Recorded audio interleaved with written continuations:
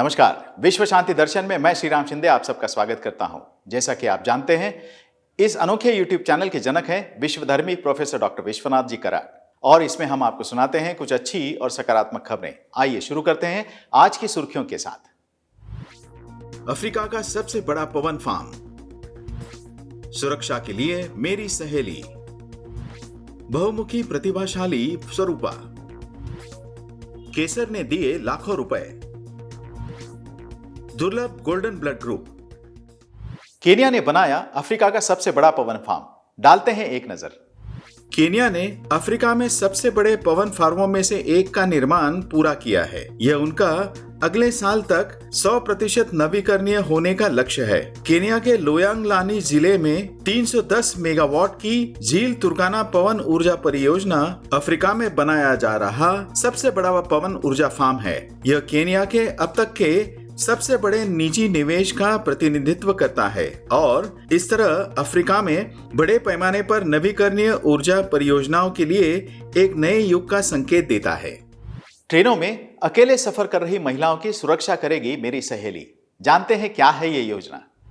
भारतीय रेल मंत्रालय ने ट्रेनों में अकेले सफर करने वाली महिलाओं की सुरक्षा से जुड़ी एक विशेष व्यवस्था की है। इस मेरी सहेली अभियान के तहत देश में एक जगह से दूसरी जगह जा रही अकेली महिला यात्रियों को सहायता दी जाती है। इससे ट्रेनों में यात्रा के दौरान महिलाओं की सुरक्षा और अन्य सुविधाओं का ध्यान रखा जाता है। अकेली महिलाओं को कोई दिक्कत नहीं हो, इसको लेकर महत्वपूर्ण स्टेशनों पर यात्री की सीट तक पहुंचकर महिला आरपीएफ उनसे बातचीत करती हैं और उनको यात्रा के दौरान खुद को सुरक्षित रखने से जुड़ी एहतियात बरतने की सलाह देती हैं। उन्हें बताया जाता है कि किसी भी स्थिति में रेलवे द्वारा जारी नंबर पर सूचना देकर सहायता ले सकती हैं। ये लड़की 11 अलग अलग भाषाओं में दोनों हाथों से लिख सकती है। मिलते हैं मैंगलोर के आदि स्वरूपा से।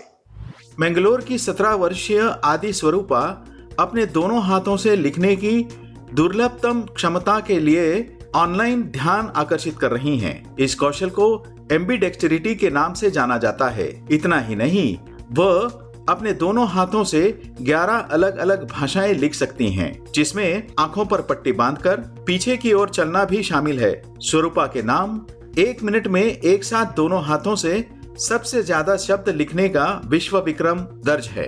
वह 45 शब्द प्रति मिनट की गति से लिख सकती है। पहले से ही 2 विक्रम हासिल करने के बाद यह महत्वाकांक्षी लड़की अपने कौशल की असीमित सूची के विभिन्न क्षेत्रों में और अधिक विक्रम स्थापित करना चाहती है। हिसार के 2 भाइयों ने एलईडी लाइट की रोशनी की मदद से लैब में उगाया केसर और अब कमा रहे हैं लाखों रुपए।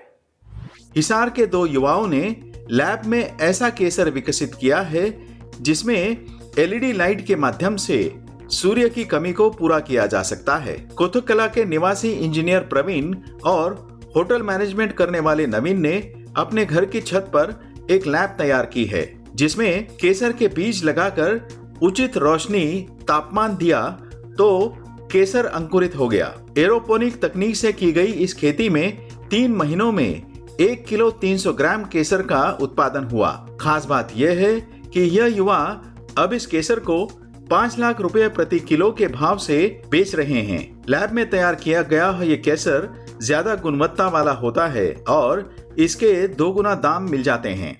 दुर्लभतम गोल्डन ब्लड, जिसके दुनिया में है सिर्फ 9 दाता। लेते हैं ज्यादा जानकारी।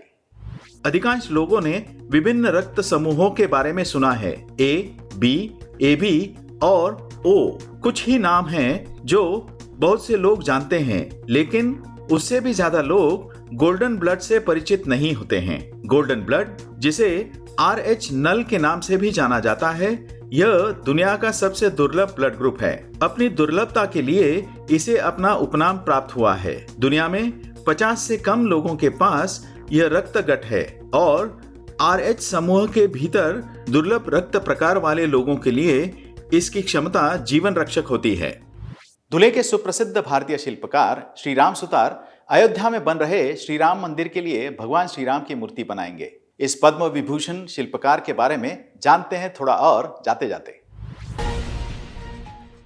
भारतीय शिल्पकार श्री राम मांजी सुतार महाराष्ट्र के धुले जिले में गोंदूर के रहवासी हैं। उन्होंने ही 182 मीटर की दुनिया के सबसे ऊंची स्टैच्यू ऑफ लिबर्टी की रचना की थी। अब वे अयोध्या में बन रहे प्रभु श्री राम के मंदिर में लगाई जाने वाली भगवान श्री राम की मूर्ति बनाने में व्यस्त हैं। 2016 में उन्हें पद्म भूषण पुरस्कार से सम्मानित किया गया था।